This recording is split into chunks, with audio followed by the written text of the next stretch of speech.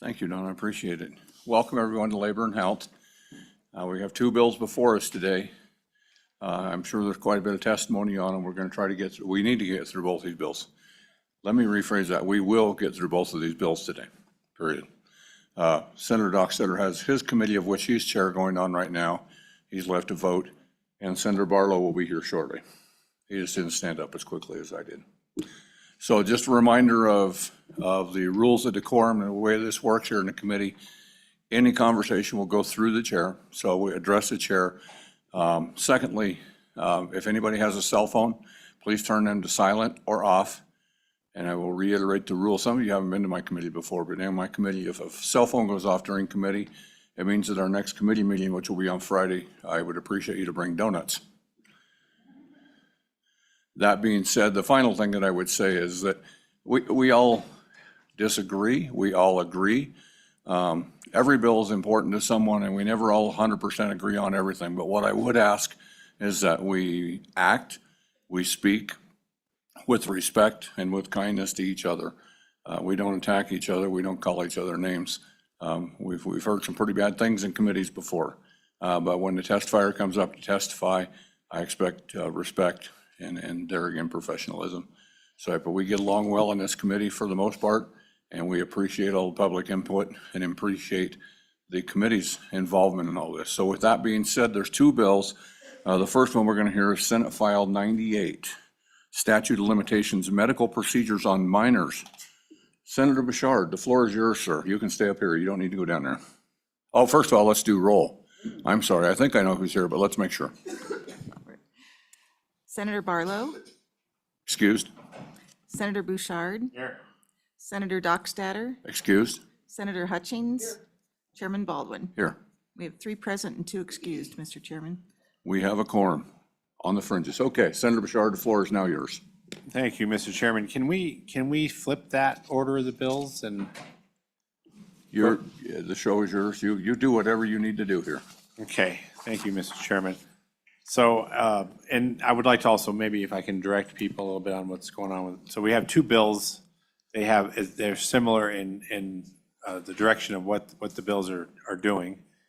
And so if you testify on 99, you don't necessarily have to double up testimony on 98. And if you do just want to say maybe something, they could say they support the bill. And if they wanted to say something on the second bill, would that be appropriate, Mr. Chairman? That would be fine, Senator Bouchard, but I would ask, they're potentially, and we've heard the bill before, one of the bills, so we know that there's a lot of very passionate testimony, and we would ask that, if it's been said before, you could certainly welcome to come up and say it, but don't drag on for 15 or, we won't let you drag on for 15 or 20 minutes because we're limited on time. So I would ask you to get to the point and direct, and then that way everybody gets to be heard. Yeah, so. If you support the bill, short and sweet, so we can get through and get through these bills and get done. Perfect. Go ahead, Senator Bouchard. Okay, thank you, Mr. Chairman. So what I'm presenting to you is Senate File 99, Chloe's Law, Gender Change Prohibition. This is almost the same exact bill. The only difference that we did from last year is we took out the insurance section. So there is no insurance section in this bill. So I will walk through the bill very quickly. We go on page 2. Obviously, there's definitions, child, healthcare provider, physician. As we go to page 3, we start looking at definitions of what we're talking about. Starting on page 3, line 9, you can see that all the definitions here, from castration to all the different definitions of what they call bottom surgery. So there's next line, it would be the top surgery. As we go down to line 20 on page 3, puberty suppression, blocking drugs. As we go on to page 4, we're talking about the hormone therapies. We also have the exclusions here for if there are genetic problems that need to be addressed. So there is an exclusion there. And on the bottom of line 4, I would probably need a little bit of help from the medical people to go over that if we need to, but that is another exclusion there for another problem that would be excluded for any of these other treatments, or excluded from the prohibition, I should say. On page 5, we start getting into how we discipline. Basically, what this bill does is says you can't do it, and the board can discipline. And it really means that that doctor's not going to be able to practice in Wyoming if they do these things. On page 6, it talks about revocation or suspension of the license and conforming languages on page 6 and page 7. So that's pretty much in a nutshell the bill, so I'd just rather just stand for any questions now. Any initial questions for Senator Bouchard? See none. I think we're all pretty familiar with it. Good, short and sweet. Do we have any departments here? Department of Health, DFS? Seeing none. Any legislators in the room who wish to testify to the bill? Welcome, Representative Penn. Good to see you this morning.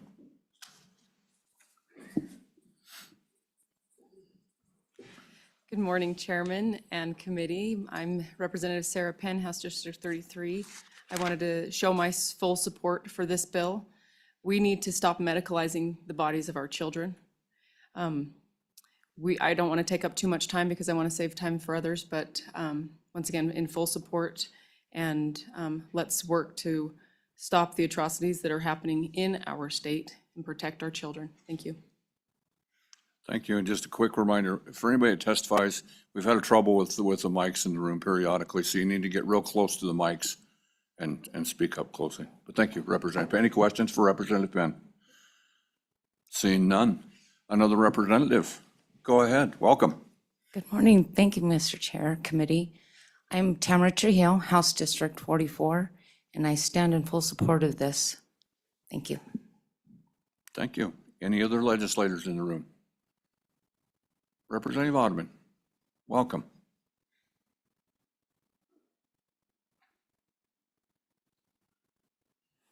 Mr. Chairman, Committee, Pepper Ottman, Representative House District 34. I stand in support of this bill primarily because I've worked with children for about 20 years now. And I know that there's difficulty in different stages and a lot of things, especially in these days of so much drama and change in our society. So I would just say I support this bill and ask for your consideration. Thank you. Thank you, Representative. Any questions for Representative Ottoman? Oh, you can run away. You're safe. Any other legislators who wish to speak to the bill? Seeing none, we're going to open this up for public comment. You see, there's 4 seats up here. So I know we got at least 4 people who want to testify. Let's please fill the 4 seats. We're going to go from my right to left to testify. So the first 4 people who wish to testify, either pro or con, please come up.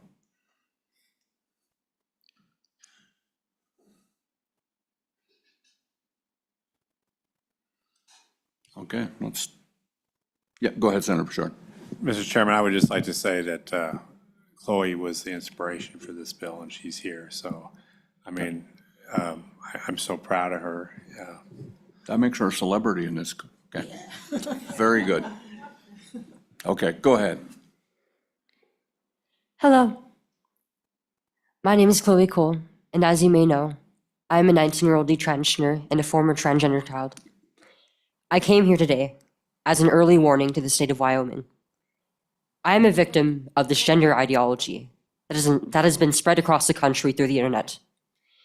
This ideology targets kids like me. It targets kids who are different, who are autistic, who are struggling with puberty and their identity as they are growing into adults.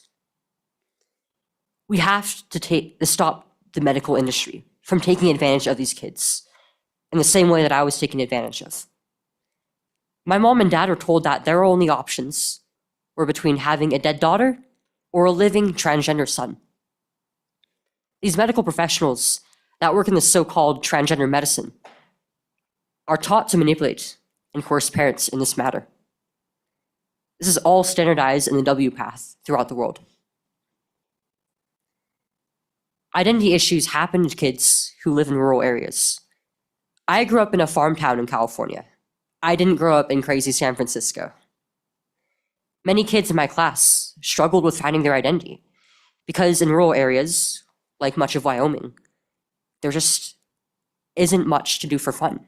There isn't much enrichment. I turned to the internet out of boredom and loneliness. And I learned from social media that all of my problems stemmed from my discomfort surrounding my sexual development. Nobody at any point told me that I could just grow out of it. Taking puberty blockers and cross-sex hormones has complicated my life. Now as an adult, I experience joint and spinal pains. I have issues with the atrophy of my reproductive areas. The nipple grafts that they made in my surgery are now open wounds and they leak fluid. I'm never going to be able to breastfeed my children. I'm never even going to have the option. And for all I know, the testosterone may have made me infertile. It's taken away from my sexual function, and I experience pelvic pains on a daily basis. I don't know what the future of my health is going to look like from here on. Only time will tell. I didn't deserve this. No child in Wyoming, or the rest of the country, or the world, deserves to be put through these cruel hardships. Even if I still felt like transition was an option for me, many of these health complications wouldn't be so severe if I was just allowed to wait until I was a fully developed adult to start this. We need to act now before this becomes a widespread issue amongst kids in Wyoming. This is not a left or right issue. This is a matter of right or wrong. Your constituents know that removing the healthy breasts of kids and sterilizing them is completely wrong. You know that this is completely wrong, and you need to do something about it. Thank you. Thank you, Chloe. Any questions for Chloe? Senator Hutchins. Thank you, Mr. Chair. Chloe, I applaud your bravery. Not too many would come here and tell us the story about your personal life.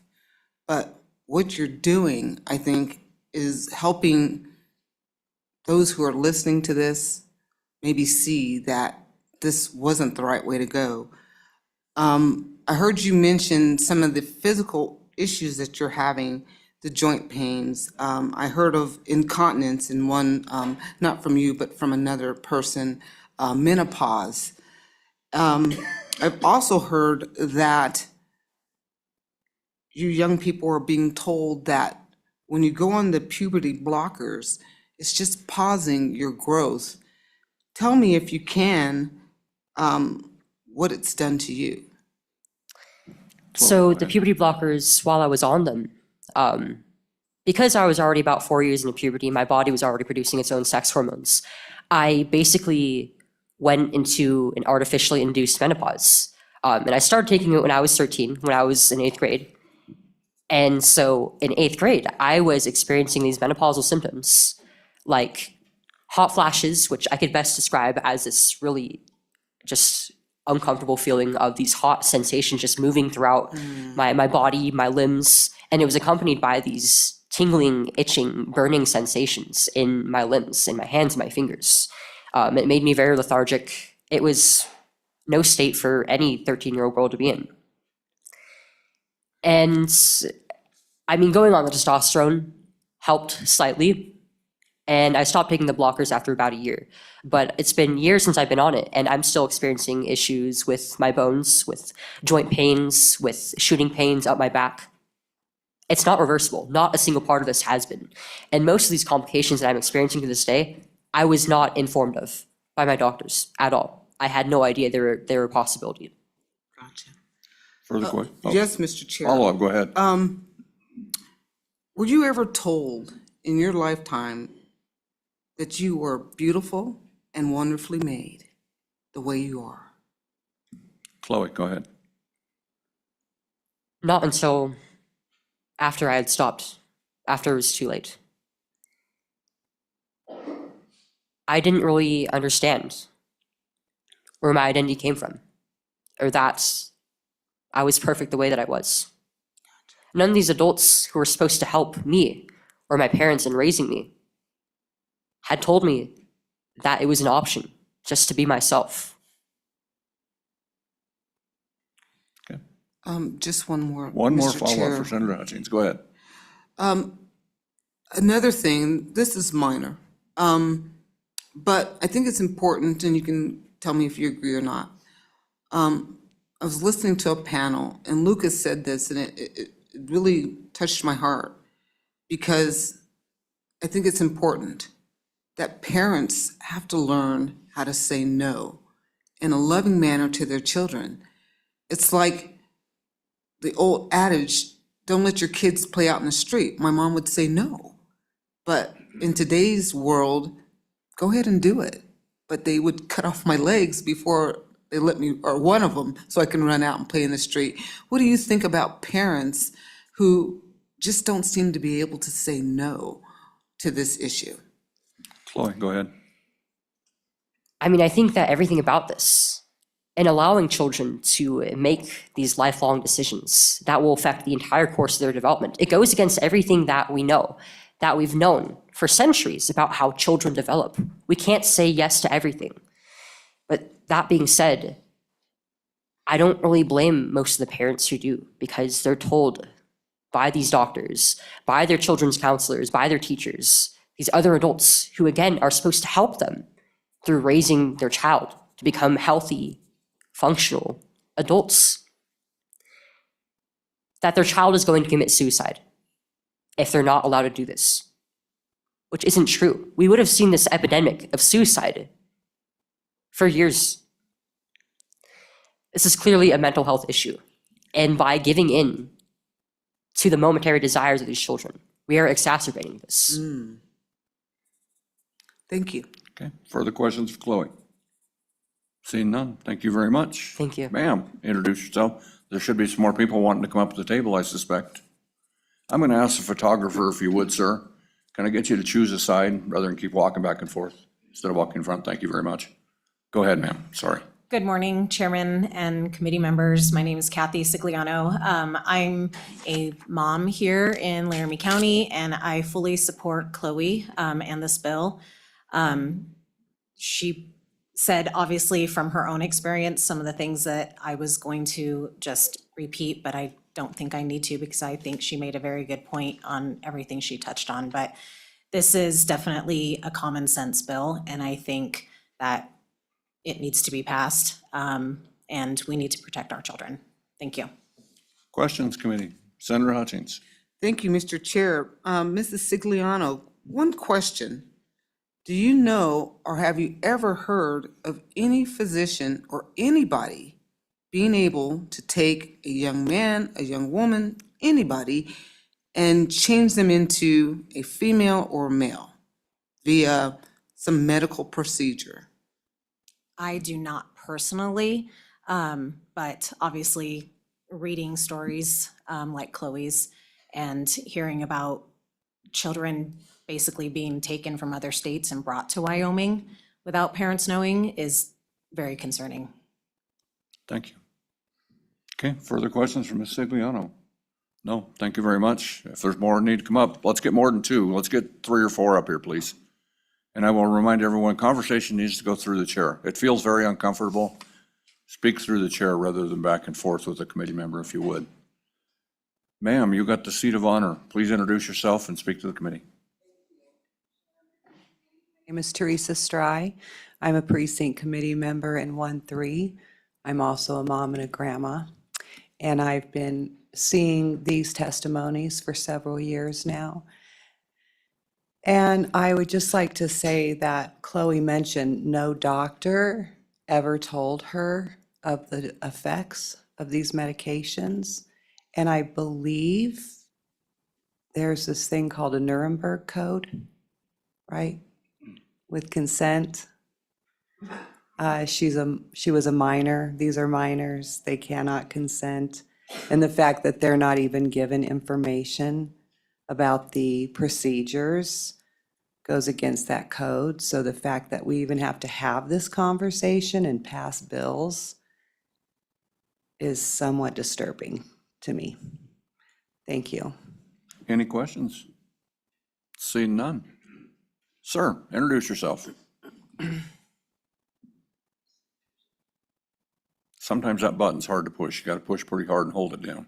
All right, there you go. Steve Johnson, Laramie County resident for 66 years. I think there's an agenda that's being pushed in our school system by a small minority that want to transition these children. We've got to stop that. These counselors or teachers or whoever they are, what education do they have? Are they doctors? Are they psychiatrists? No, but they're allowed to brainwash these children. And we need laws like this to stop this. Thank you. Questions from Mr. Johnson? Thank you. Sir, you're up. Thank you, Mr. Chairman. Gary Brown. I live here in Cheyenne. We have laws on the books today that do not allow us to abuse our children. We can't take a child and throw them against the wall. No person, I mean, that's inhuman. We can't beat our children. We can't take our children and let them decide that at 5 years old, 6 years old, 7 years old, that they want a driver's license. Let's give it to them. If they can make choices that's going to affect their lives, when there are adults around that need to say, no, we just need to stop these things. We don't give them guns. I'm a Second Amendment advocate. I would not give my child a gun.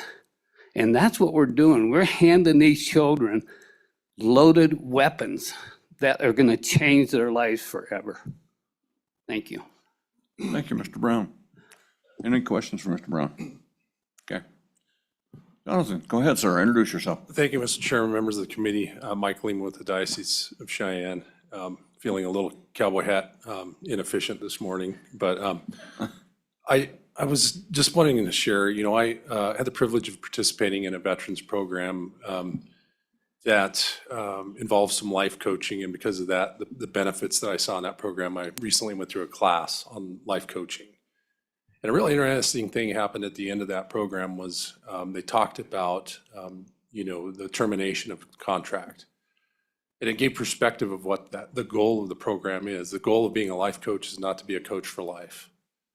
That hopefully you give perspective to these veterans that they then walk away from and they go on with their lives. And that really made me think about this conversation, the conversations I've had with a friend of mine who was a psychologist in Wyoming and has accompanied young people who experience gender discordance and their families. And some of the conversations he shared with me, first of all, the parents that come in, they know the cultural difficulties of being open and honest. And so he has to build relationship with the parents just to get them to be open with him about their fears, their concerns, their hopes, for treatment.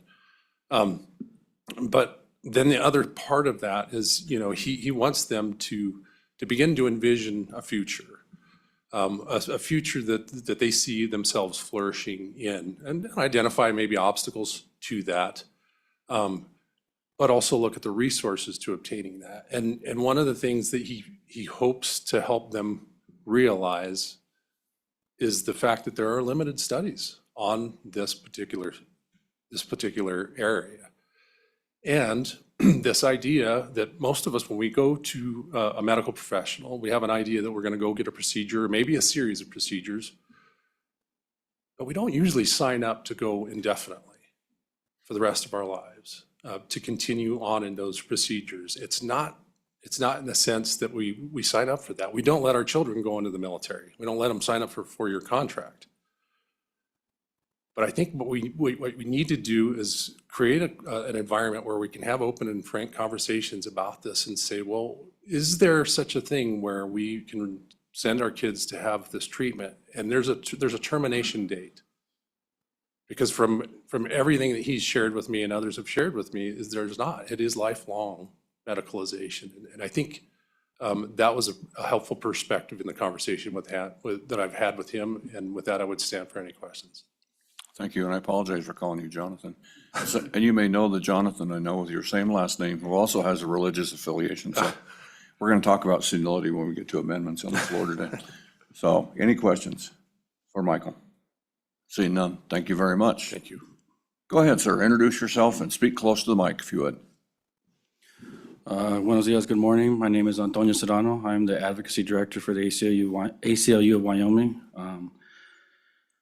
Chairman, the ACLU of Wyoming opposes Senate File 99 because it would ban life-saving gender-affirming care for trans Wyomingites. We believe banning gender-affirming care represents vast government overreach that undermines the fundamental rights of parents and discriminates based on transgender status and sex in violation of the U.S. Constitution. Banning transgender people healthcare will pose an immediate risk to their lives and well-being. Denying best practice medical care to transgender youth can lead to significant harm to young people, from suicidal tendencies and social isolation to increased drug use. According to the Trevor Project's 2020 National Survey on LGBTQ youth mental health, 54% of young people who identify as transgender or non-binary reported having seriously considered suicide in the last year, and 29% have made an attempt to end their lives.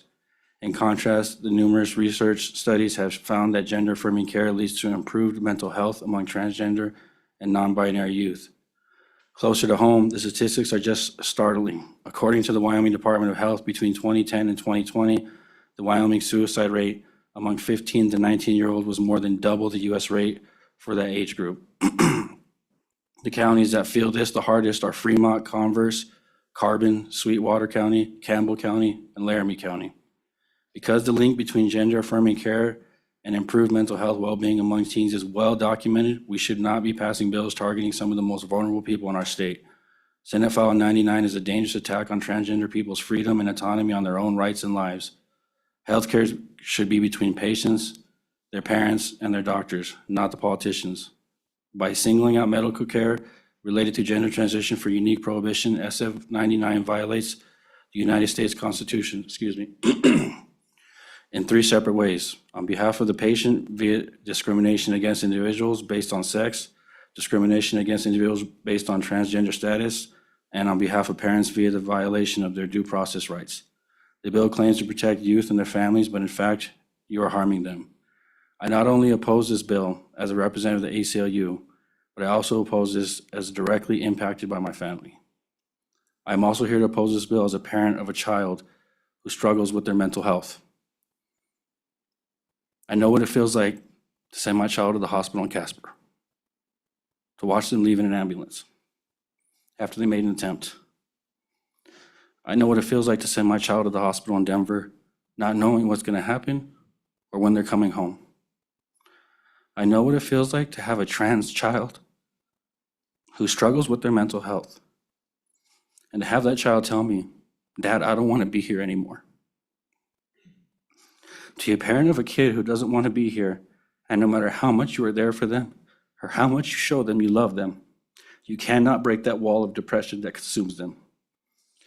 This bill will not stop Wyomingites from being trans, but it will deny critical support that helps struggling transgender youth grow up to become thriving adults in our state. Thank you for your time. I stand for any questions.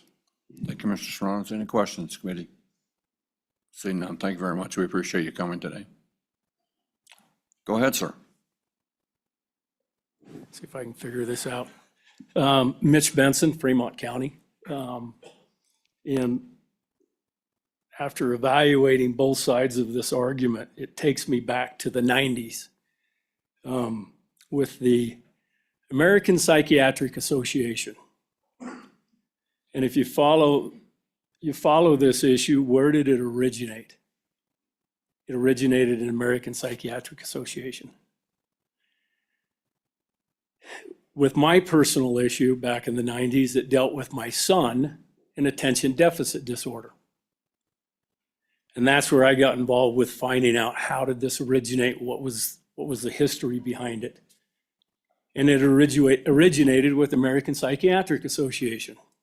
Prior to the 1990s, there was no cases of attention deficit disorder.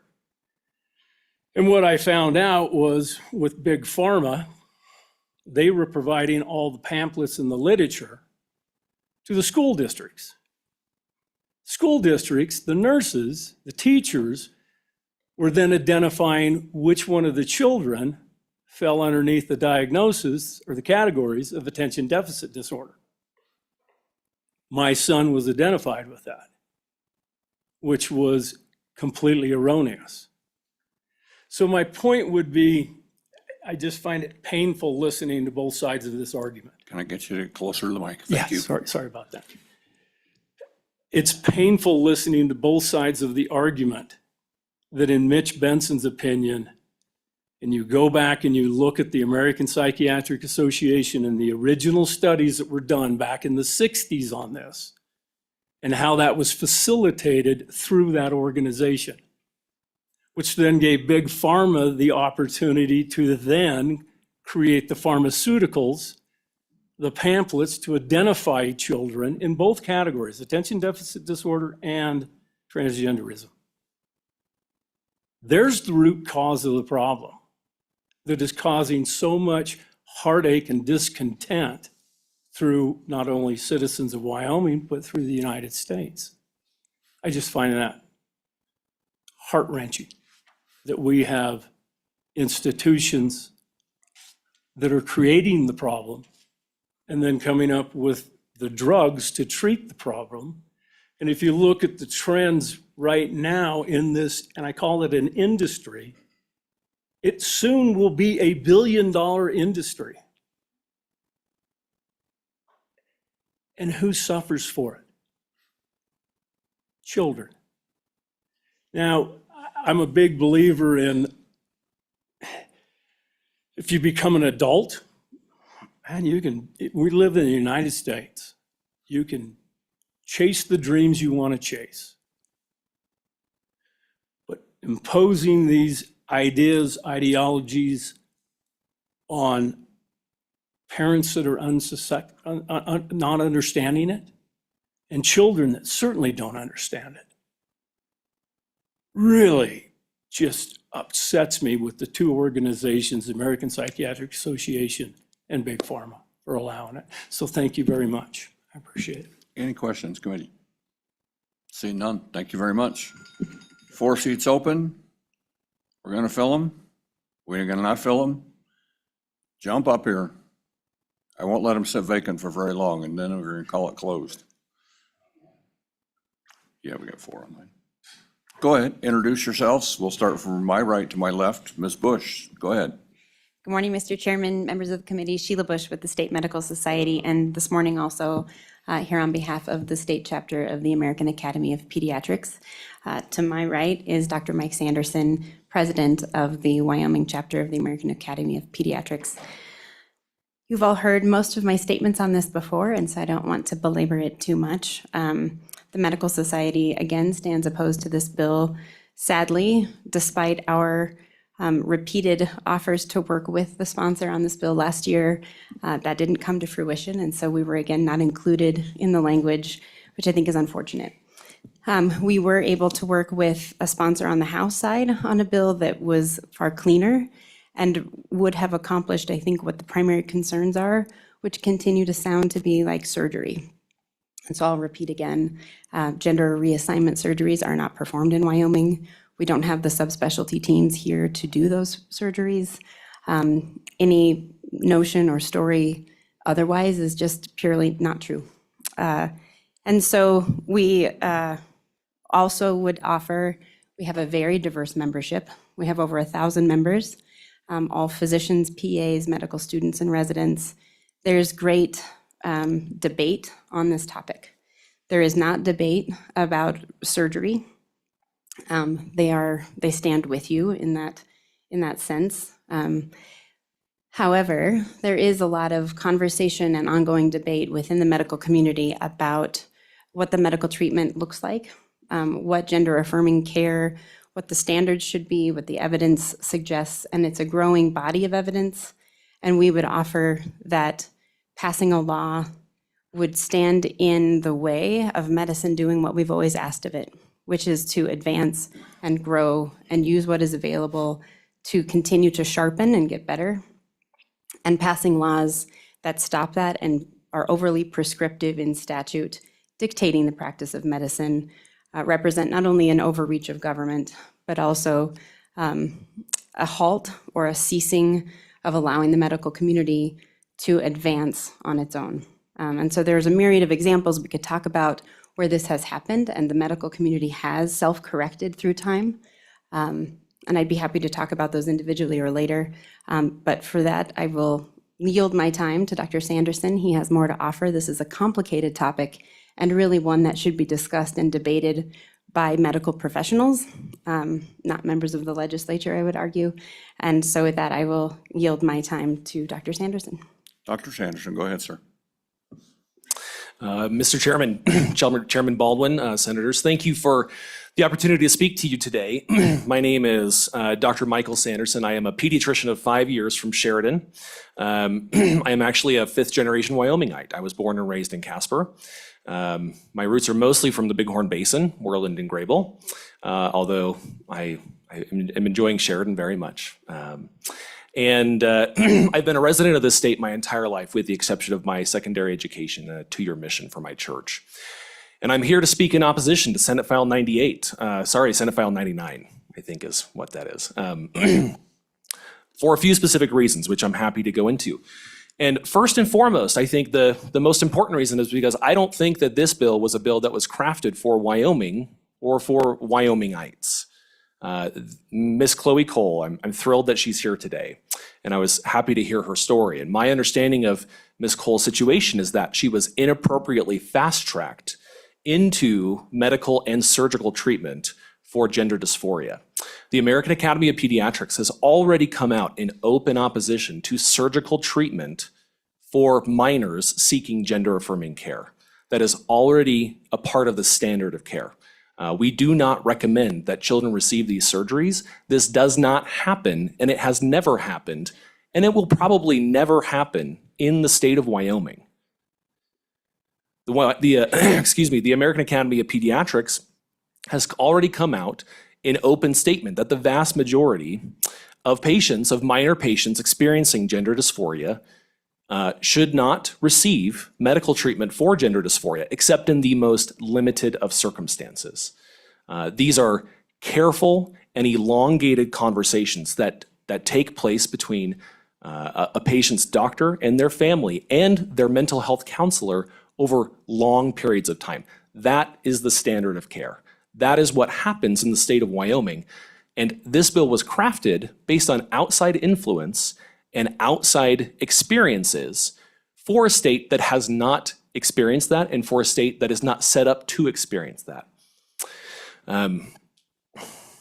If the Senate and the House had come to the Wyoming chapter of the American Academy of Pediatrics, and if they had come to the Wyoming Medical Society and sought to create a bill that would actually address this issue in a way that would help Wyomingites on both sides of this problem, we would have entered into those discussions, and we would have parlayed with you. That would have happened, but that did not happen. And I invite you in the future to do so. The second major opposition that I have to this bill is that it is frankly an inappropriate intrusion to the practice of medicine. And I am deeply concerned with the tone and the interest that the Wyoming legislature seems to have in stepping between Wyoming citizens and their doctors. And it seems to be an increasing trend over time. This is highly inappropriate and it is dangerous. Every time that you do this as legislators, you send a message to Wyoming citizens that you know better what they need than they do and that their doctors do. Every time you do this and you bring these bills before consideration, you send a message to Wyoming doctors that our choice to come back to Wyoming and practice medicine for the benefit of Wyoming citizens is not welcome here. And frankly, you drive physicians away from our state who are currently practicing here, and you keep them away from those who would consider coming here.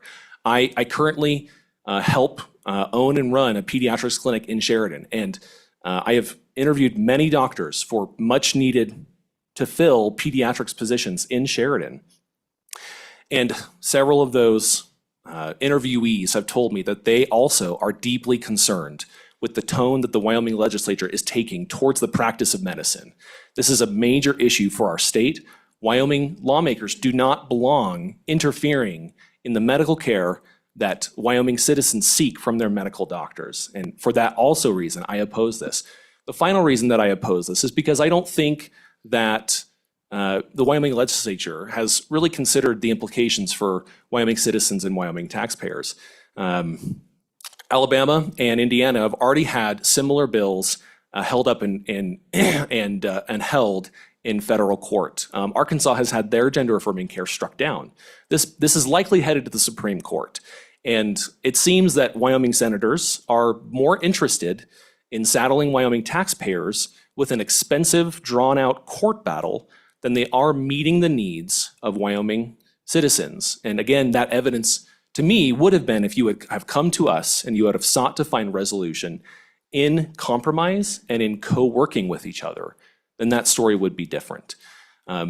We have heard testimony from many people here today that this is a dangerous method of treatment for minors and children. And I want to once again testify that the scope of what is happening here does not happen in the state of Wyoming. Wyoming physicians practice according to the highest ethical ideals and the best medical evidence, Senator Hutchings. Mr. Chairman. We'll pause right there for 1 second. We don't speak to, you can speak through the Excuse me. chairman, and we don't roll eyes, we don't attack one another. So please address the chairman and Excuse me. go ahead and complete your thought. Apologies, Chairman Baldwin. Wyoming physicians are held to the highest ethical ideals. We practice according to those standards. We are up to the task to work through this difficult issue. And this is why I am asking the Wyoming Senate and this committee to defeat this bill and to send a signal to Wyoming citizens and Wyoming physicians that you trust us and that we are welcome here and that our contribution to this state is welcome here. Thank you. Questions for Dr. Sanderson or Ms. Bush? Senator Barlow. Thank you, Mr. Chairman. So my question is, page 4 of the bill, and you've reviewed the bill, I'm sure, so you're familiar with it, Dr. Sanderson. There are things that it does not apply to. And I guess my question is, when you look at those things, medical verifiable genetic disorders, central precocious puberty, is there other things that you think could be added to this bill that do fall within what your academy, your profession believes are appropriate and still honor the things that your academy says are inappropriate? So is there anything in this that we can do to to improve this to the standards of your profession? Thank you, Mr. Chairman. Dr. Sanderson. Mr. Chairman and Senator Barlow, thank you for the question. I could come up with several examples. For instance, there's one condition called endometriosis, which is where uterine tissue grows outside into the abdominal cavity. Some of these medicines are used for that specific purpose. Frankly, there are, and this was testified in this very committee last year by Dr. Franklin, who is a board-certified obstetrician and gynecologist. The number of medical diagnoses that are potentially implicated by blocking the use of gonadotropin-releasing hormone agonists, specifically puberty blockers, and hormone replacement therapy are too numerous to count. And it is difficult in this limited setting to go into great detail on what those are. But I'd be happy to, again, we would happy to again, go into those in cooperative sessions. So, yeah. Further questions? Seeing none? Oh, go ahead, Senator Bouchard. Thank you, Mr. Chairman. You know, I've heard a lot of what you've said before. And what's really odd is it was in front of a board where they were trying to put these procedures that we're trying to block here into a hospital. And there were some really key words that person said. They said, there's big money in this. And that's what makes me go like this when I hear everything, because I heard all of that, those things. Oh, we've got to do this for all these right reasons. And there's big money in this. And that's where I'm having a problem. Is there a Senator- question in there? I'd like an answer on what, the big money. I appreciate committee. Let's make sure we're asking questions. These folks are here to testify to us. Mr. Chairman, Go ahead, Tom. Senator Bouchard, I would like to once again reaffirm that Wyoming doctors practice according to the highest ethical ideals and the best evidence. And if the senator is implying that Wyoming doctors are more interested in pipelining our Wyoming youth for the sake of making money, I would disagree with that. Thank you very much. Okay, next gentleman, go ahead, sir. Thank you, Chairman. Members of the committee. My name is Joseph Martinez, and I'm a resident of Fremont County. I would just like to make a few points I did not hear other testimonies give and offer a few refutations. Surgeries may not be happening in Wyoming, but there are still other ways for sex-changed hormones or puberty blockers to be offered to children that they shouldn't receive. For example, a previous speaker did mention that they did have puberty blockers and that affected them negatively. Excuse me. This goes beyond just the bill itself. This is also a problem of mental health in America, especially mental health with our youth. And you see it across school districts, and you see it in schools across the country where the youth are really struggling finding their identity and are struggling with mental health. The solution is not, though, to change their sex, because that's how they feel momentarily.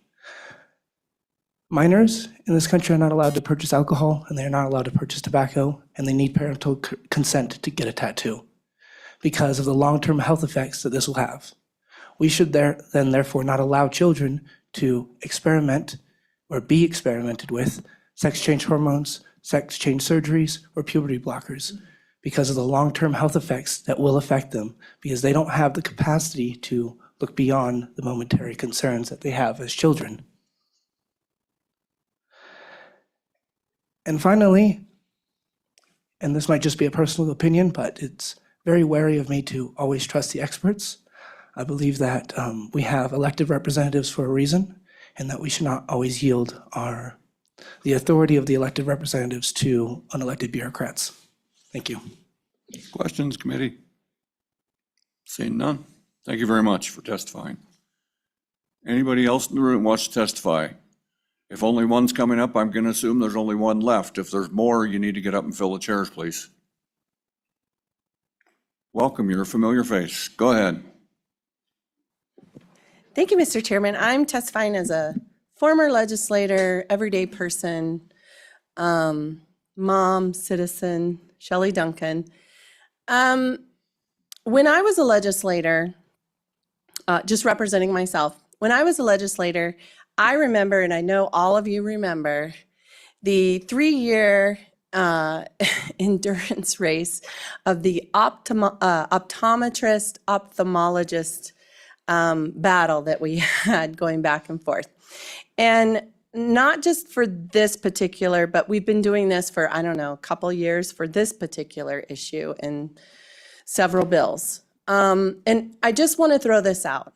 We are not experts, none of us. We're citizens legislature. We shouldn't be legislating in this expert field that none of us are experts on. You're more of an expert than any of us in the medical profession. It was brought to my attention years ago from our esteemed colleague who's not in the legislature anymore, Sue Wilson. And she suggested that perhaps maybe a solution to all of this is that maybe we have a task force or a permanent committee of experts in our field who are doctors, who are optometrists, a variety of different people in the field. And these types of bills, we draft them as legislators. They go to them, they look at them and see, do they fit? Are they okay? Do they fit within their scope? Are they safe? And then they come to the legislature. So that's just my point, is that all of us are citizens. We're not experts. We don't know. What are the unintended consequences? And it's just a very slippery slope of what happens when we do this. So I just wanted to give my 2 cents that it seems like we keep having these debates and unintended consequences, and they're very complicated when it comes to our lives and our children's lives and families and things. And maybe we need to approach this a different way. So that's just my experience. And I sense a question for you, Ms. Duncan. Senator Hutchins. Thank you, Mr. Chair. I was just reaching just to be prepared. I didn't mean to cut you off. Did you want to finish? no, what you were that saying? was just, it's so frustrating that I've been on your side and now I'm on my side. And I just remember how frustrating it was going back and forth, you know, years ago with the ophthalmologist and optometrist and now with this, so. Well, Mr. Go Chair, the question is not so much going back and forth with different people, but it's reality and it's truth we're dealing with here. My question to you is, do you think we need an expert to tell us or anybody in this room that it's wrong to mutilate children? Ms. Duncan. Thank you. Mr. Chairman, Senator Hutchings, I think everyone in this room 100% agrees with you that there is no reason for surgery for children under 18. Now, for the rest of it, as far as the legislature being involved, making decisions for families and children and their physicians, I think that is a different story. I don't think that there's room for the legislature to be involved with parents and their decisions with their physicians. I think that's up to the individual parents. So I think the legislature needs to stay in their lane. Thank you. I'm going to forward, this is like the 2-minute warning in football. We just hit the halfway point. Thank you. We hit the halfway point, so the point here is we need to get tied up and be ready to close, but we have another question. Go ahead, Senator Bouchard. So if parents and, Mr. Chairman, thank you.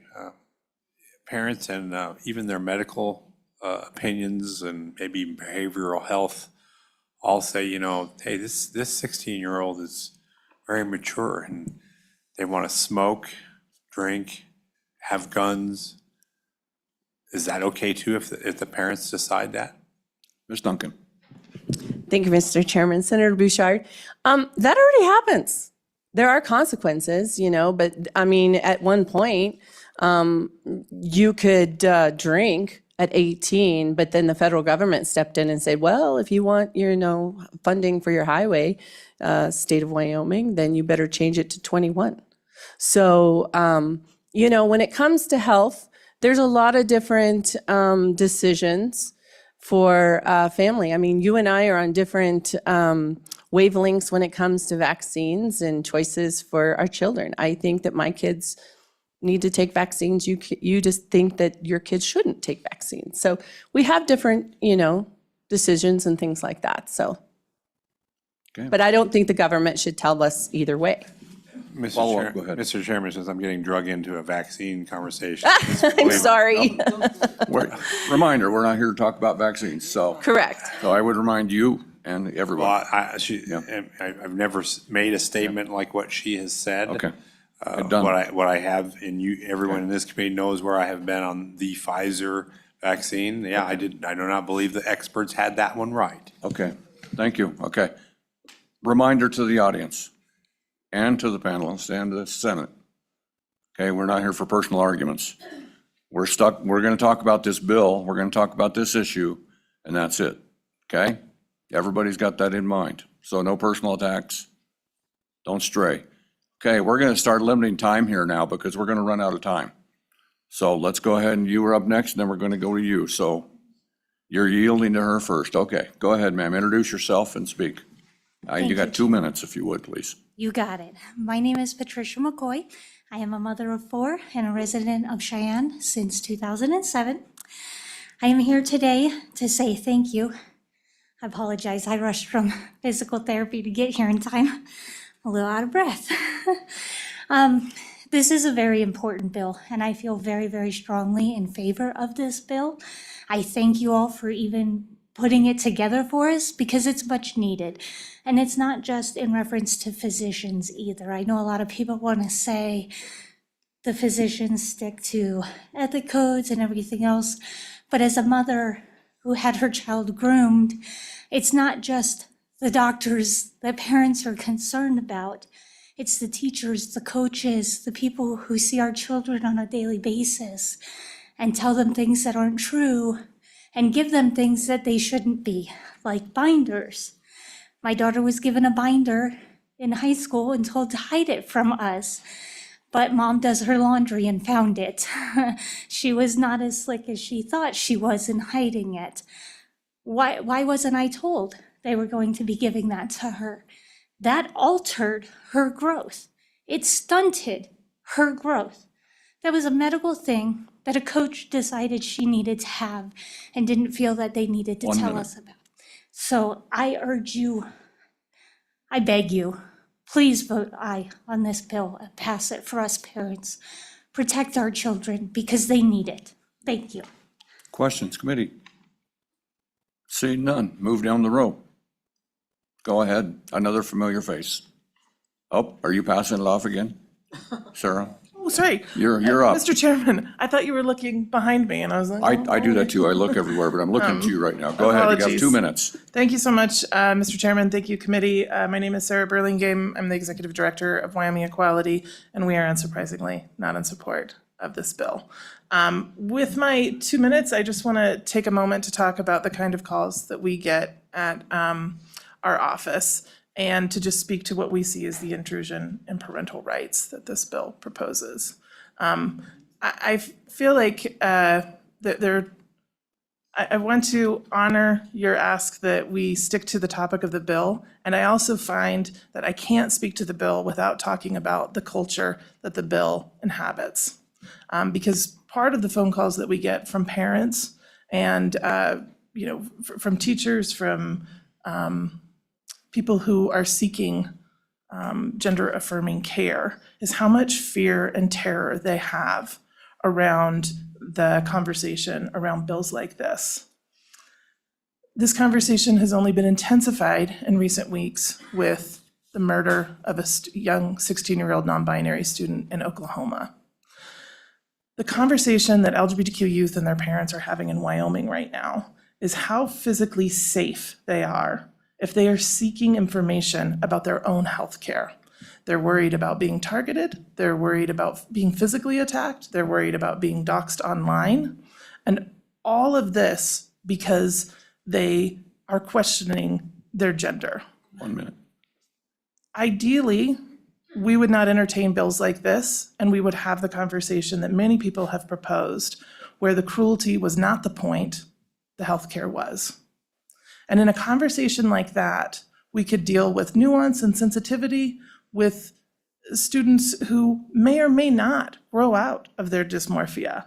We have no problems with saying that there are a number of students who are adolescents, and the nature of adolescence is to experiment, to try things on, and to maybe not be stuck in amber for the rest of their lives. Perhaps it was a phase, but perhaps it's not.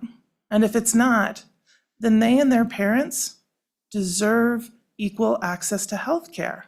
And bills like Chloe's Law seek to disrupt that and to tell them that they don't have the same rights as other parents. They don't have the same rights as other children. And so we stand in opposition, and we thank you for your thoughtfulness and your time, committee. Questions for Ms. Burlingame? Seeing none. Go ahead, ma'am. Good morning, Chairman. My name is Karina Seeley, and committee. Good morning. I am a concerned parent here, living here in Laramie County, and I am in favor of this bill. And as far as some of the comments there, Mr. Benson said it quite well. You know, my heart goes out to folks who are on both sides of the issue, and there's pain on both sides. And so I think that's important to reiterate. There was also a parent who mentioned the Nuremberg Code, and I think that that's a really important thing we have to remember. And the word that kept resonating through my mind is wait. Wait. those of us who have children know that they go through different phases and there are developmental stages that they need to go through. And so these are hard days sometimes. And so as parents, we need to be supportive of them during this season. Sometimes that season is quite long for some parents. But we need to wait, and we need to, if these children, as they become consenting adults, when they are legally able to get a tattoo, when they're legally able to drink, when they're legally able to drive, well, beyond driving, but when they come of age, when they are consenting adults, they can make the decision for themselves. I'm not against transgender folks in any way. My heart goes out to them. I know that it can be quite painful, but I think we need to have a greater discussion about mental health and mental health services. 1 minute. Thank you. Oh, that was quick. Any questions for Karina? Seeing none. Thank you very much for coming and testifying. Okay, there's nobody else in the chairs. I'm going to assume this will be our last testimony for 2 minutes, and then we'll go online. Go ahead, sir. You have 2 minutes to enlighten us. Thank you, Chairman Baldwin and members of the committee. I stand in favor of this bill. Nobody is really born in the wrong body. It is not the body that is incorrect. It is a mind that is thinking incorrectly. I cannot sit here in front of you and say that I'm anything other than a man. I can't say I'm a child or anything else. I have to accept what I am. If I don't like it, well, I could use some counseling if I had those particular issues. I think we need to really look at helping people, cutting people's bodies up, cutting off breasts and castrating. There's nothing wrong with the body. It's working fine, it's working perfectly. It is the mind that is what needs to be helped out. There shouldn't be any discrimination, there shouldn't be any bullying, there shouldn't be anything negative. We need to help each other out, but I don't believe that cutting people's bodies up that are perfectly in order, perfectly working, should be the answer.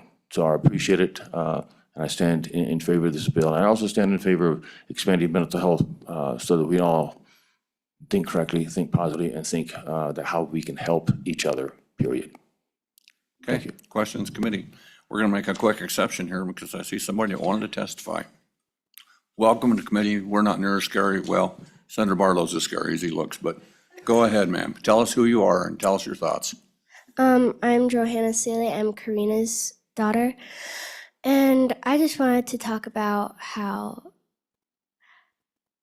it would just be easier if the parents kind of stepped in and if they were just attending to their child and not letting them go. And I think we can do that better if we don't have drugs and alcohol. And I'm not opposed to guns, but I would rather it be if everyone handled their guns better with a safe and everything. And I think that we should also teach the Bible in schools. I don't think that we need like all this outside influence. I think that I think you were talking about the personal coaches, and it would be much better if they had the Bible and if they talked about Jesus. Thank you very much. You know what I think? I think that we need 100 of you in this room on both sides of any issue that are brave enough to step up to this table, and I applaud you for doing that. Thank you very much. Thank you. Yeah, I think everybody in the room should applaud. Yes.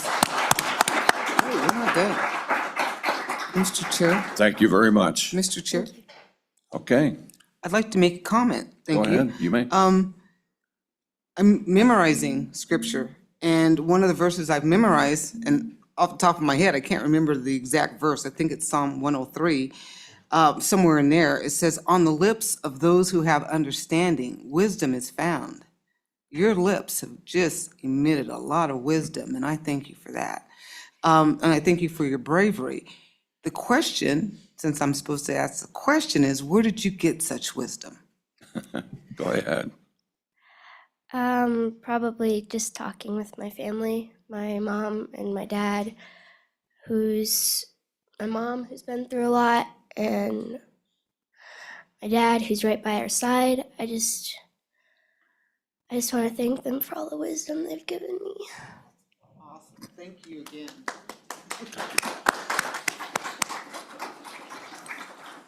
Okay, that's a hard act to follow, but let's go online.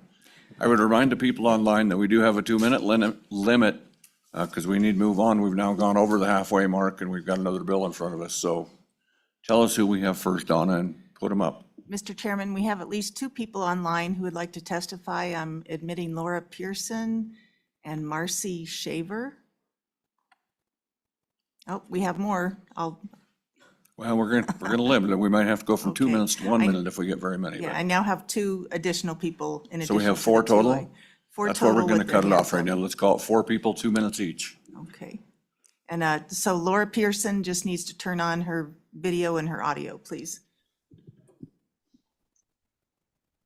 Laura, we see you. Go ahead. Hi, can you hear me? We can hear you. You've got 2 minutes. Go ahead, Laura. Thank you, Mr. Chairman and members of the committee. My name is Laura Tolliver Pearson. I'm a 6th-generation sheep rancher, wife, mother of 3, grandmother, small business owner, and school bus driver in Southwest Wyoming. Thank you for reconsidering this bill.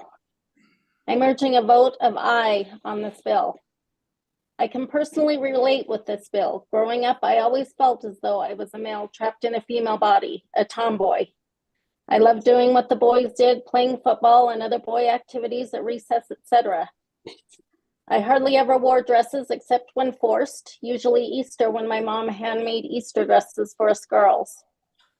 People used to call me Sunny because I kept my hair short and looked like a boy. It wasn't until I went through puberty that I finally felt content with my sexuality. 3 children and 2 grandchildren later, I am thankful that these types of issues were never considered when I was young.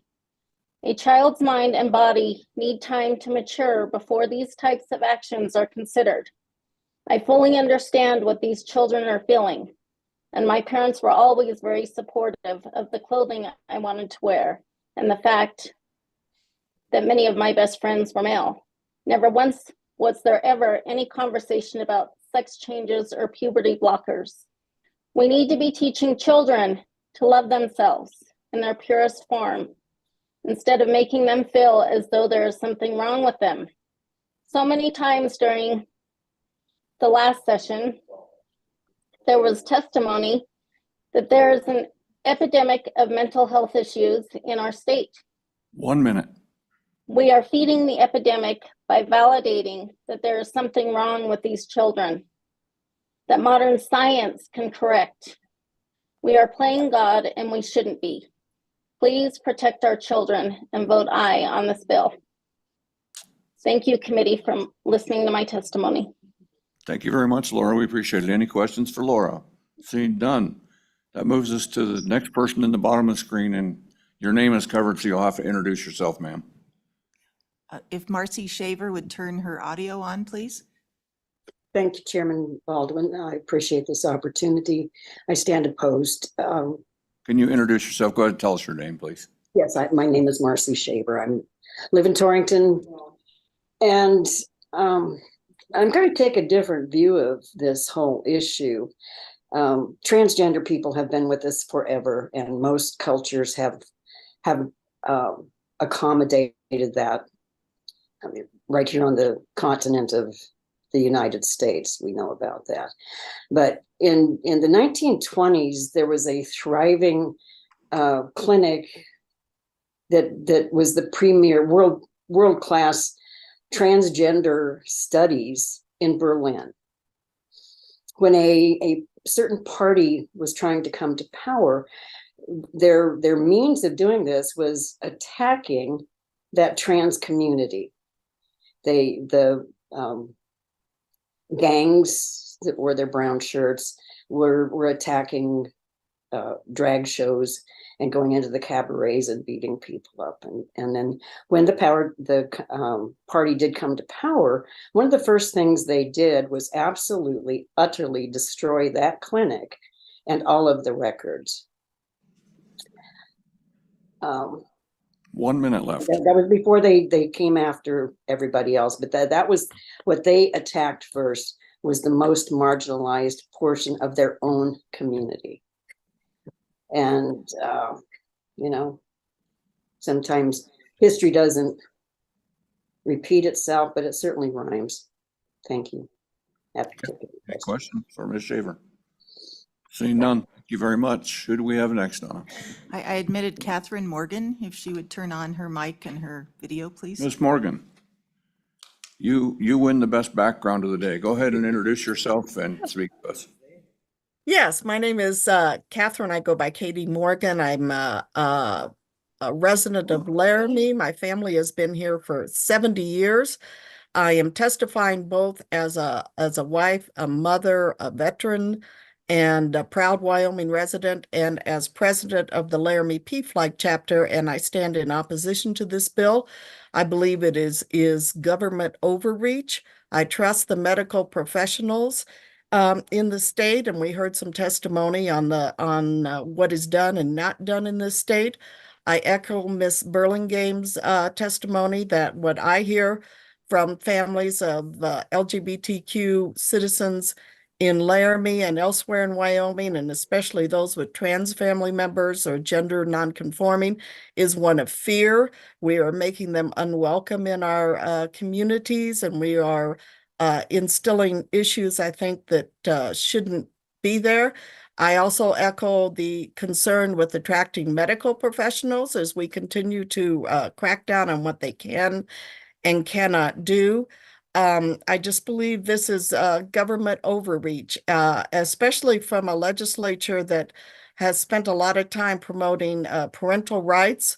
It seems that some parental rights are more important than others, and some families are more important than others. And I just have a lot of concerns over this law. I don't think we need it. And I think those decisions are best left with the families, the medical professionals, and the counselors. I understand that there are people who detransition. It happens rarely, and I feel for those people, but we can't do a blanket prohibition because some people feel that they were transitioned incorrectly. And finally, I would like to say, I think this more arises to me from what I see of people who are simply uncomfortable with the idea that there are transgender people that exist. My personal feeling is I don't have anybody transgender in my family. I don't feel that way, but it doesn't bother me. It doesn't scare me. The Wyoming I grew up with was always live and let live. And I would like to see us go back to live and let live and not concern ourselves with the personal and private lives of other people. I thank you for your time, and I appreciate the opportunity to testify. Thank you very much. Any questions for Katie? Katie, I wish I was at Lake Marie right now. That's very nice. Thank you. Yes, beautiful country. Thank you. One more is left. Chairman Baldwin, I do have another attendee with their hand up, but they've been declining the invitation to come in as a Okay, panelist. they declined. We're going to move on. Okay, committee, I believe that closes public testimony. Does someone wish to move? Go ahead. Mr. Chairman, another person just raised their hand online.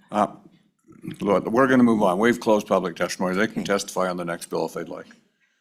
Would somebody like to move the bill? Moved by Senator Bouchard, second by Senator Hutchings. Discussion, amendments. Let's go through page by page real quick. Page 1. Page 2. Page 3. Senator Barlow. Nope. Page 4. Senator Barlow. Thank you, Mr. Chairman. So I just want to clarify with the sponsor, these exceptions or do not apply, as this is how I left the Senate in the last session. Is that accurate? Thank you, Mr. Chairman. Senator Bouchard. Mike. As far as I know, that's how it came out last time, and there was some testimony on those issues at that time. Okay, thank you. Page 5. Page 6. Page 7. Senator Barlow. Nope. It's page 8. Okay, committee. No further discussion. Let's go ahead and vote on the bill, please. Oh, Senator Barlow has something. So, Mr. Chairman, the second part, a question for the sponsor of the bill is, in last year's version, there was discussion about insurers, and that is, I want to affirm that that is no longer in the bill. When I read the bill, I don't see it, but I just want to affirm that it was intentional on your part. Thank you, Mr. Chairman. Senator Bouchard. Mr. Chairman, yeah, the direct intention of this bill, when we started this draft, was to remove that entirely, so it was no longer even an issue in the bill. Can you remind us what that insurance piece was, just briefly? What we had in the previous bill is we were actually barring the insurance companies for paying for it.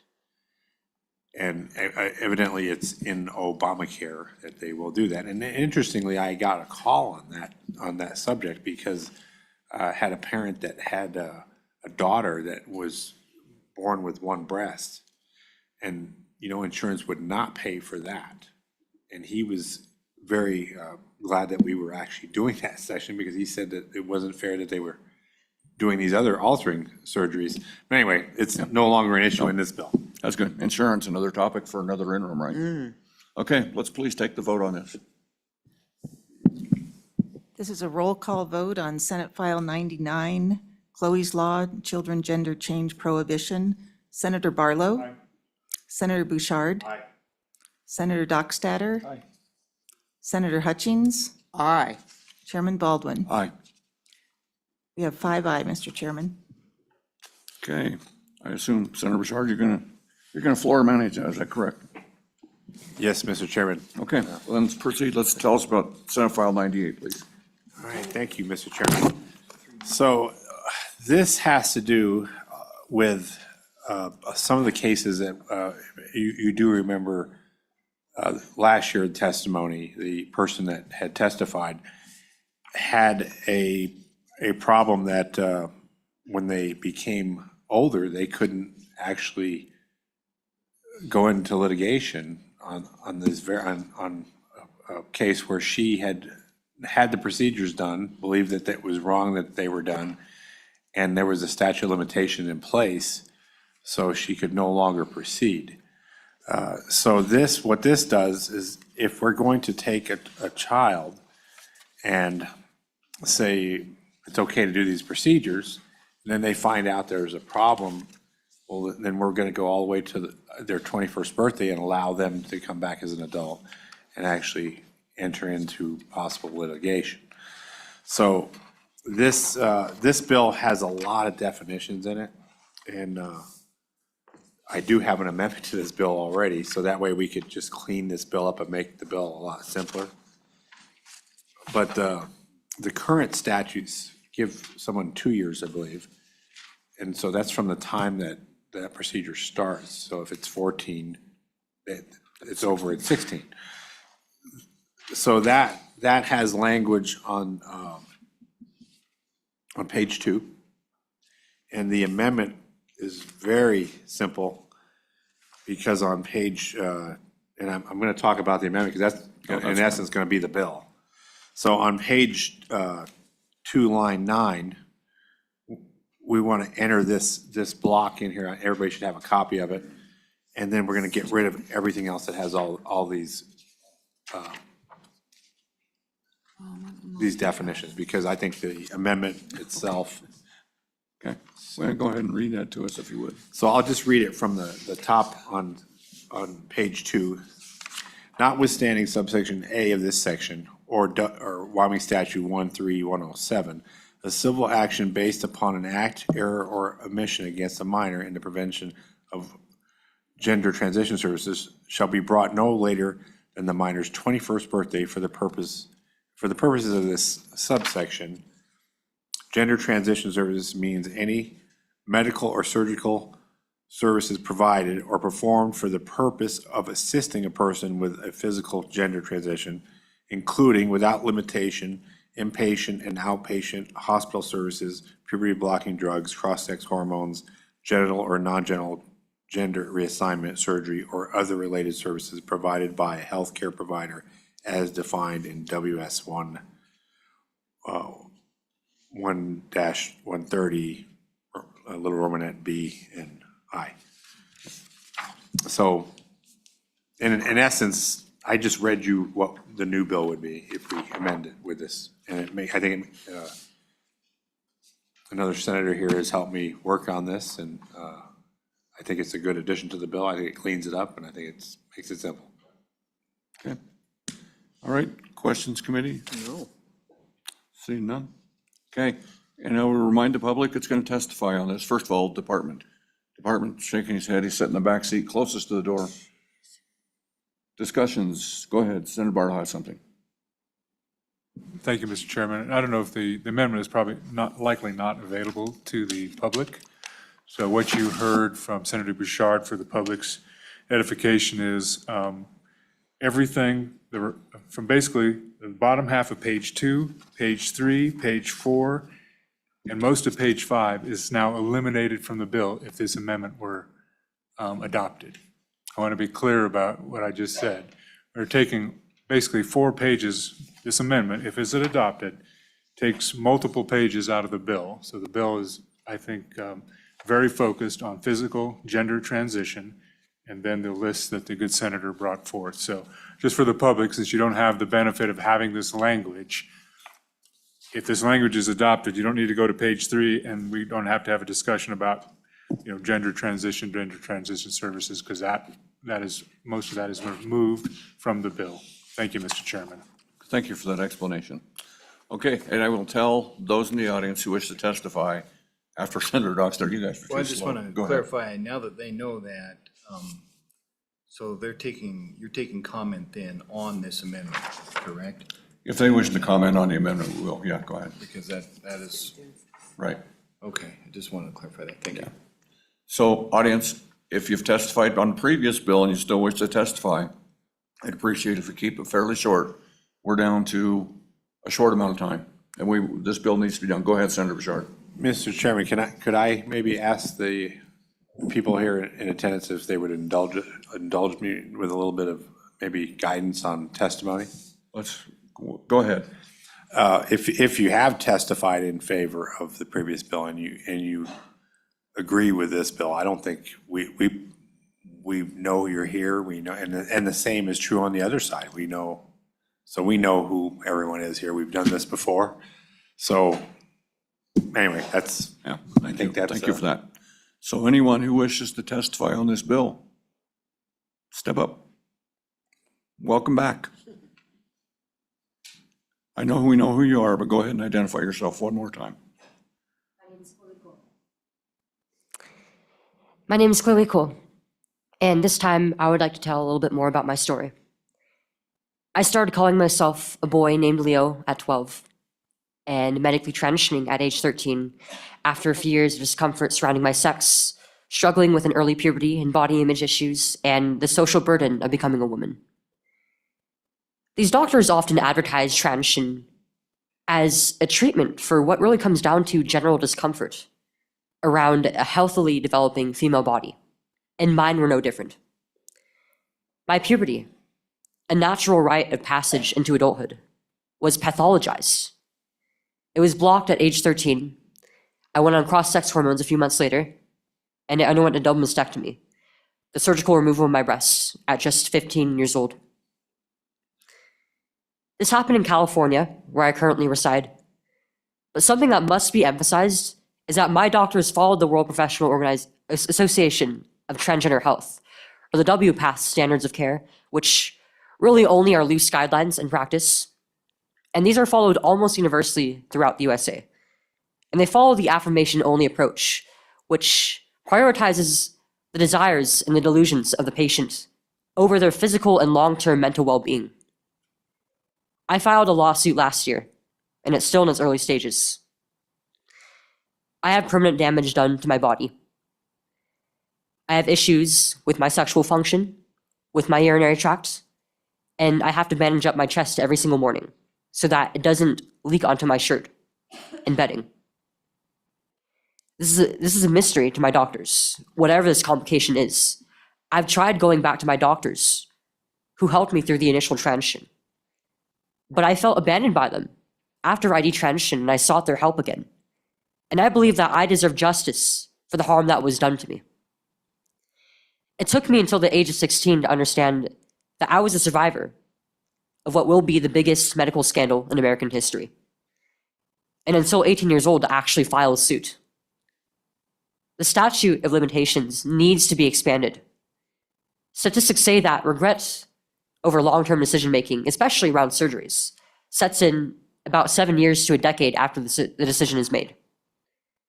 And many of my friends who also have detransitioned cannot sue because of these limitations throughout the states.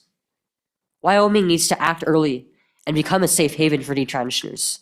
Your state needs to empower detransitioners to call out the underlying fraudulent ideology that destroyed my childhood and that of thousands of other children who were taught that the beautiful way that they were born is wrong. And I would like to address some of the public comments from earlier as well. It doesn't matter that I'm from California, because my experience reflects that of many across the US, including others who I have met here in the Northwest. If these treatments really aren't happening to kids here, and if it goes against the standards of a major organization anyways, what harm does it do to continue to choose to protect children and to address those who've already been affected? After all, if you're hearing stories like mine from your own constituents, that means you've already failed them. It was an incredible honor to speak here today. Thank you. Thank you very much for testifying. Committee? Thank you very much for coming and oh, no, he's gonna push button. Senator Barlow. Thank you. Thank you for your testimony, and thank you for traveling here twice now to Wyoming. What is the statute? I understand it was in California where the services are received. What is the statute of limitations in California for this type of thing? Thank you, Mr. Chairman. In California specifically, I think it is between 2 to 3 years for after discovery. I'm not entirely sure though, but I was lucky that I discovered earlier before I turned 18. Okay, very good. Thank you again for coming. We appreciate you showing up. And thank you. Thank you. Okay, audience, anyone in the room wish to testify?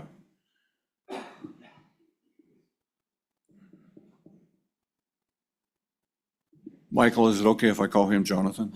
I'm just kidding. Welcome, sir. Introduce yourself. You were previously introduced erroneously, but go ahead and introduce yourself.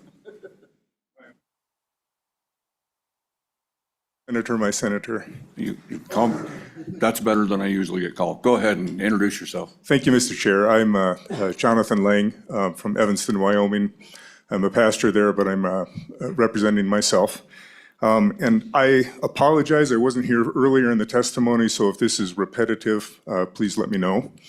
But it seems to me in the last year, one of the most important books to come out on this entire subject matter is called Time to Think by Hannah Barnes. It tells the 20-year story of the Tavistock Clinic in England and all of the medical shortcuts that were taken, bad decisions that were made, how they were influenced by politics and social politics and all of that.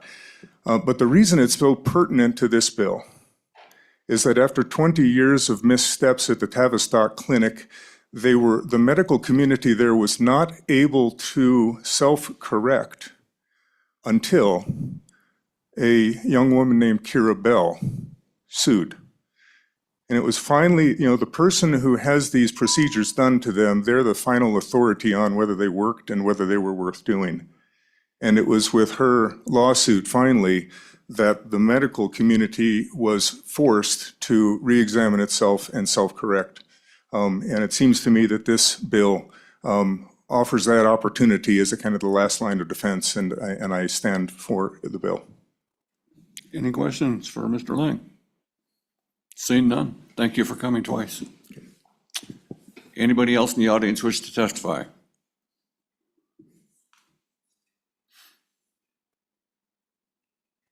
Welcome back, Ms. Burlingham. Thank you, You changed Chairman. seats, you're in a different seat this time.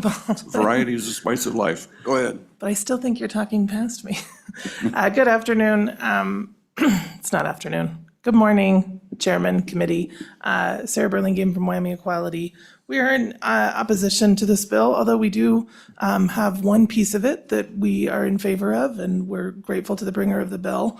But we would note the dissonance that this bill offers a definition for gender identity, and it's a definition that we think is appropriate and probably does belong in statute. We would also point out that it is in opposition to another bill that's being brought forward in the House that seeks to remove this same definition from the, I believe it's called the Student Eligibility in Interscholastic Sports that passed this last year. And we would just draw your attention to it to say that it appears that some of the debate on this is political and ideological in nature and is not based on the most thoughtful consideration of how to serve youth and their medical care needs in our state. I'd stand for any questions. Questions, Senator Barlow? Thank you, Mr. Chairman. Ms. Burlingame, you mentioned a definition in here that you thought was appropriate. So which definition is it? What page line is it on, so I can at least reference it? Because the amendment that is this good senator may propose will remove all the definitions. So I want to know what is it in here that you think is appropriate, so I can at least have that in mind as we take up that amendment. Absolutely. Mr. Chairman. Thank you, Mr. Chairman. Thank you, Senator Barlow. And let's see how fast I can. I think it's fast. You want a paper copy? I've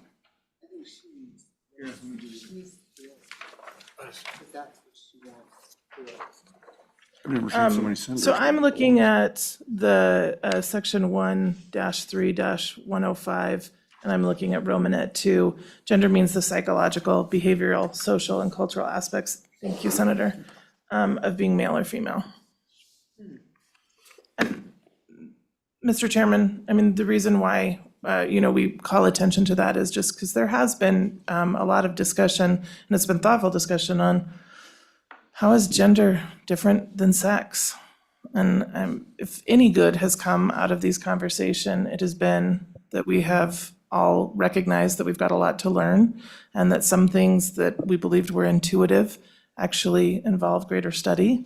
But I do think that definitions like this one that the good bringer of the bill has brought actually help us, and they help us understand that gender and biological sex are two separate things.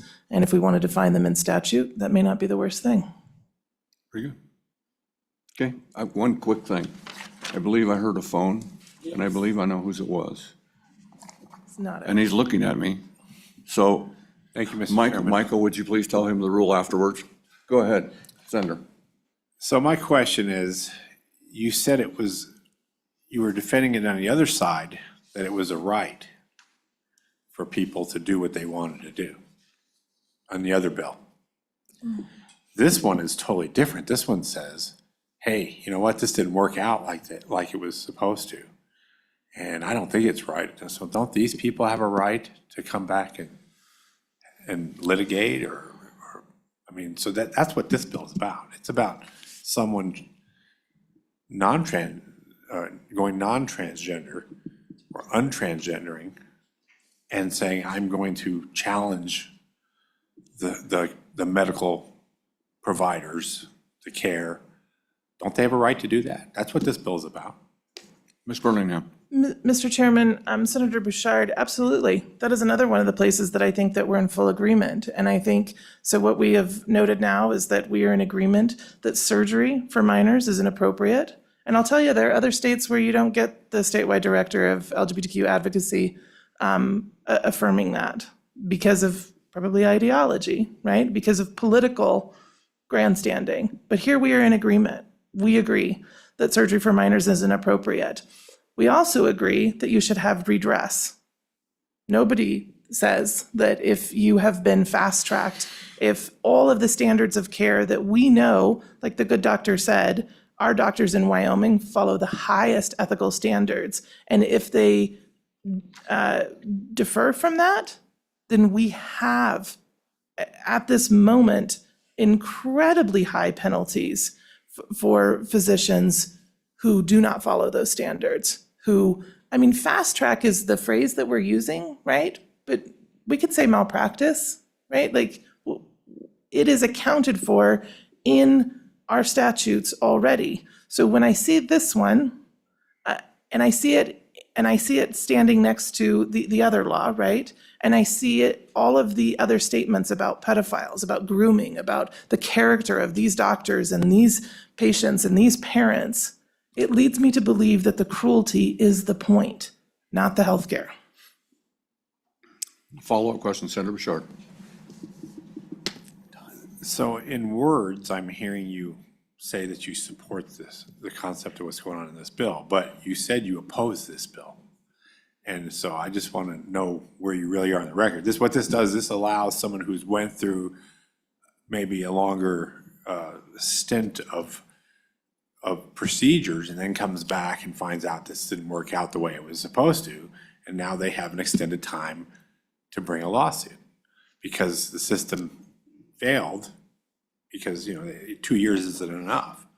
So, do you support what this bill does, or do you not? Go ahead, Senator Ms. Burlingham, go ahead. Chairman Baldwin, I gratefully accept the pay raise. Senator Bouchard, no, we don't support the efforts of this bill, but as we said, there are portions of it that we can find alignment on. Okay, thank you very much for your Thank you, Mr. testimony. Chairman. Oh, Senator Uxert has a question. Just before you leave, now that I've given you the amendment, you see how that replaces most of the bill. Are you clear on what we're doing? Because there's really no definitions in there, and you opened up the conversation on definitions. Yeah, Senator Now that you have that Dockstader, amendment in front of you, are you clear? on what I'm clear that it removes the part that we would have found favor with, yes. Okay, all right, thank you. Thank you, Senator. Go ahead, Senator Barlow. Mr. Chairman. Don't run away, Ms. Burlingham. Thank you, Mr. Chairman. So in the context of gender in the definition, you also brought up sex, one being biological and one having other connotations. So would they both need to be in a bill would they both need to be identified in your estimation, not just the one? Thank you, Mr. Chairman. Ms. Burlingham.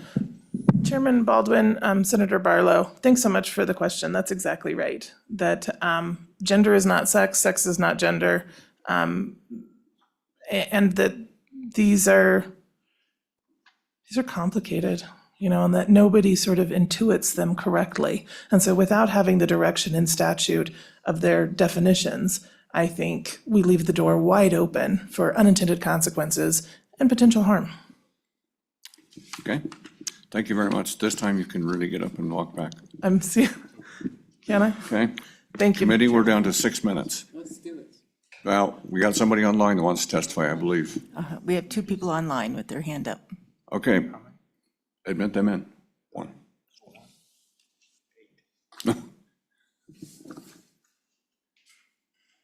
If there were 8, they would get 15 seconds each. Mr. Chairman, I admitted Shelta Rambour.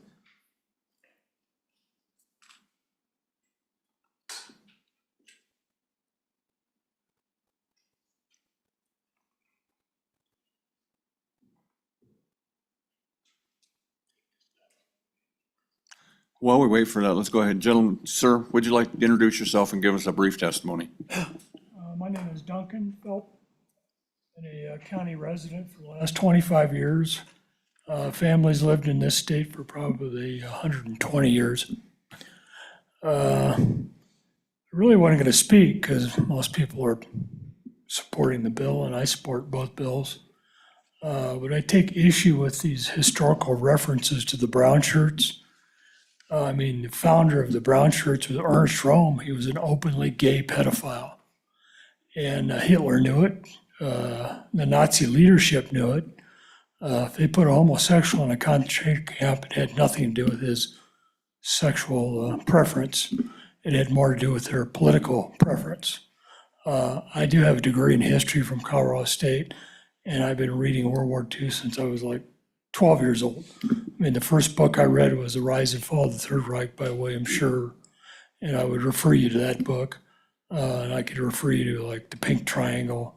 Variety of texts are available. You can go online and read it. But I've been a political activist for some 35 years, and I am a libertarian. And the people I generally am at odds with are left-wing fascists. I call them Democrats, Antifa, BLM, ADL, Anti-Defamation League, and the Southern Poverty Law Center have a long history of lying and twisting the truth and rewriting history. Okay, sir. And you're in support of this bill, is that correct? Yeah, yeah, I'm for it. Yeah, I am personally for it. Very good. Donna, did we get the person online? Mr. Chairman, one person declined to come online, but I admitted Laura Pearson. She would like to Laura? testify. Okay, she got her audio and video on. There you are. Welcome back with the sheep. Go ahead, Laura. Thank you. Well, you know who I am. This is Laura Tolliver Pearson. Thank you, Mr. Chairman and members of the committee. I'm in support of this bill. I'm trying to make it brief for you. Very good. Thank you very much. We like seeing sheep in Thank you. this body. We see them. Thank you very much. Okay, let's close public Thank comment you. before we're out of time. Committee, would someone like to move the bill? Moved by Senator Hutchings, second by Senator Bouchard. Discussion, amendments. Have the amendment. Has your mic, please? All right, thought I had it on. Sorry, Mr. Chairman. I have the amendment in front of you. We've already discussed it. I'd like to move the amendment. Moved, second. Senator Hutchings, second. Okay, discussion. Senator Barlow. Thank you, Mr. Chairman. So in reviewing both of these bills and visiting with the good sponsor of each, it seems like we end up in a lot of conversation about definitions, and I was thankful that Ms. Burlingame brought up, there are some definitions that might be helpful. There are others that as medical, as procedure, as time changes, definitions no longer stand. If we put those in statute, then we go back and revisit these statutes over and over and over. And so my suggestion and the discussion we had was, can we make this a little broader? This is going to be in a courtroom. There will be a judge that makes these judgments, or a jury, and they will be able to take the evidence, the expert evidence, the personal testimonies, et cetera, and make a judgment without the rigid confines of statutory definitions. So I think that is the reason, I mean, that's the reason we had this conversation, and I think apparently the good gentleman agreed with it. I want to be clear that this is about physical gender transition, though. When this bill it's purely about physical gender transition. And to me, and there was many good comments about the mental health services and the mental health well-being, I don't think that prevents this. And so my question prevents mental health assistance to these folks, whether it be secular or religious or whatever. And I just want to affirm with the good bringer of the amendment and the bill that he sees it that way as well. Thank you, Mr. Chairman. Senator Bouchard.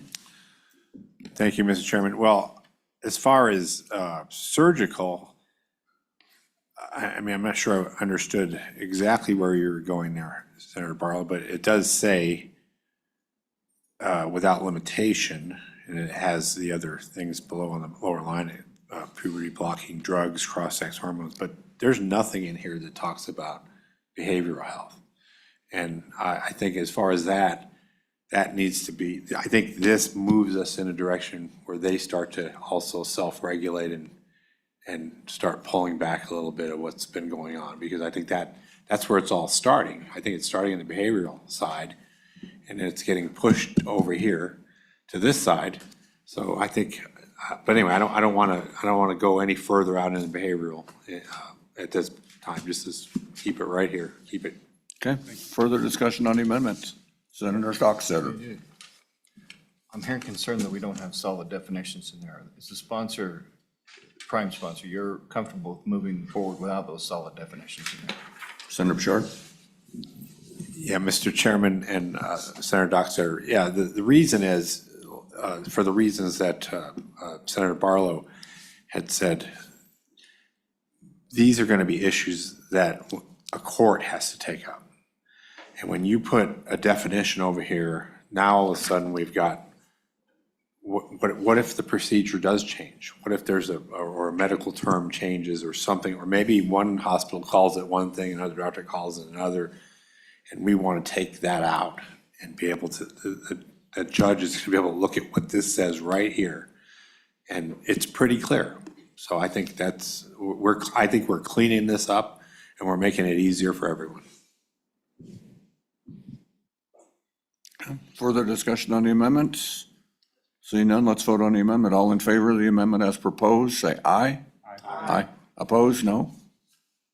That amendment passes. Back to the bill. Any just further discussion on the bill, which is now significantly shorter? Go ahead, Senator Barlow. Thank you, Mr. Chairman. So if the sponsor of the bill would educate me as to what the current statute of limitations would be, not specific to this, but specific to any kind of medical malpractice, I think to use a term that was brought up earlier by the testimony, not by the committee, but by the testimony, medical malpractice. What is the current statute of limitations, if you could, please, Mr. Chairman? Senator Bashard. Mr. Chairman and Senator Barlow, it's 2 years is where we're at. So most of the people, when they go through these procedures, it's long-term therapy. By the time they get to the end of that road, it's been longer than 2 years. It's just right out, so this is moving this to let them come back and have recourse. Very good. Further discussion? Seeing none, we're going to end on time. That's why the trooper's here, in case you're interested. If we don't end on time, he's going to haul us back up to the chamber. Okay, let's go ahead and take the vote on Senate File 98, please. This is a roll call vote on Senate File 98 as amended. Senator Barlow. Senator Bouchard. Senator Dockstader. Aye. Senator Hutchings. Aye. Chairman Baldwin. We have 5 ayes, Mr. Chairman.